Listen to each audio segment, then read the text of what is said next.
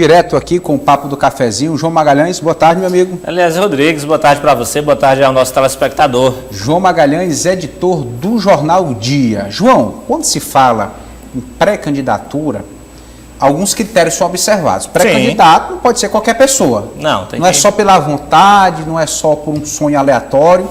É preciso que seja popular, é preciso que tenha bandeiras bem definidas, é preciso que tenha uma identidade com a cidade, serviço prestado. Um histórico que repasse credibilidade. Exatamente. Mas assim, João, parece que nem todo pré-candidato está preparado realmente para encarar a disputa majoritária. Não é de fato algo bem recorrente, inclusive. Em outras campanhas a gente já observou isso, aliás. E hoje queria chamar a atenção para o fato de que, obviamente, as eleições para a Prefeitura de Teresina são no ano que vem, são em 2024.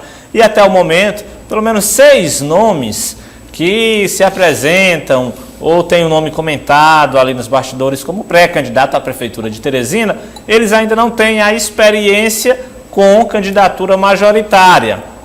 São nomes que, de fato, circulam nos bastidores e até se apresentam como pré-candidatos, mas ainda não tiveram essa experiência de passar por uma candidatura majoritária. E aí, por exemplo, na imagem você vê o doutor Vinícius, que é do Partido dos Trabalhadores, o professor Washington Bonfim, hoje está afiliado ao PSB.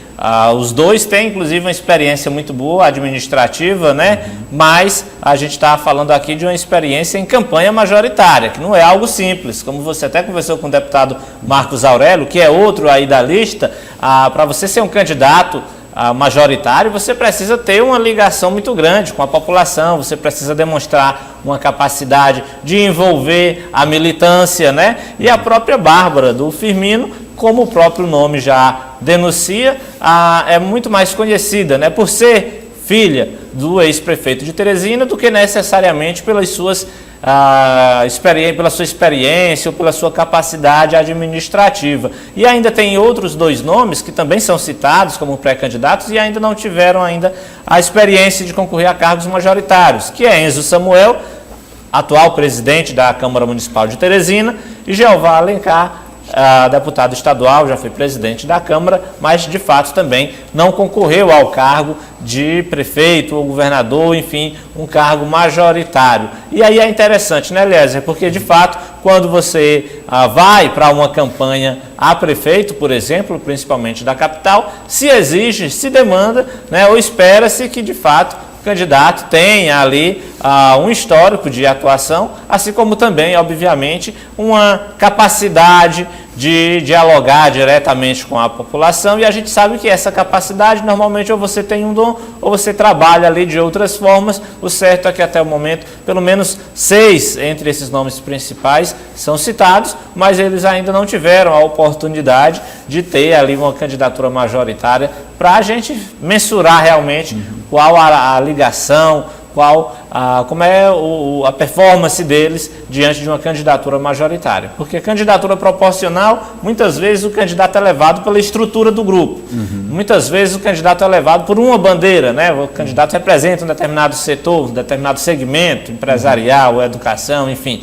Quando a gente trata de candidatura majoritária, aí é o todo, não dá mais para especificar. É interessante, isso está até na essência do termo. O candidato proporcional, ele atende ao nicho. Sim, um segmento. Talvez ele seja o mais aceito naquele segmento. É o candidato da segurança, o candidato... Tem aquela bandeira da saúde, da educação.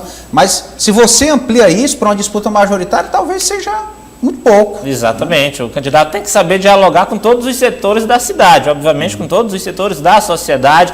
O candidato tem que, obviamente, ter uma grande estrutura política, afinal de contas é uma campanha cara, então ele precisa de fato ter o apoio do partido ali, o partido apostando as fichas, e aí a comunicação nem precisa a gente lembrar que é um desafio muito grande em uma candidatura majoritária, inclusive algo que pode ser decisivo, e até o momento pelo menos 6 dentre os nomes que se apresentam como pré-candidatos, e de fato são nomes citados nos bastidores, ainda não tiveram essa experiência, são entre aspas, novatos, né, nesse processo de campanha eleitoral.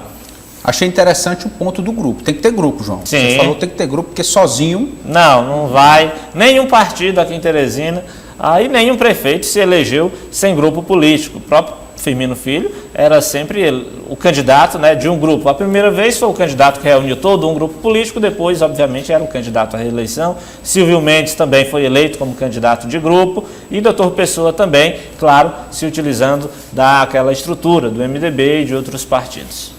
João Magalhães, quero agradecer a sua presença, a sua participação. Interessante esse tema, para despertar nas pessoas um senso crítico mais apurado.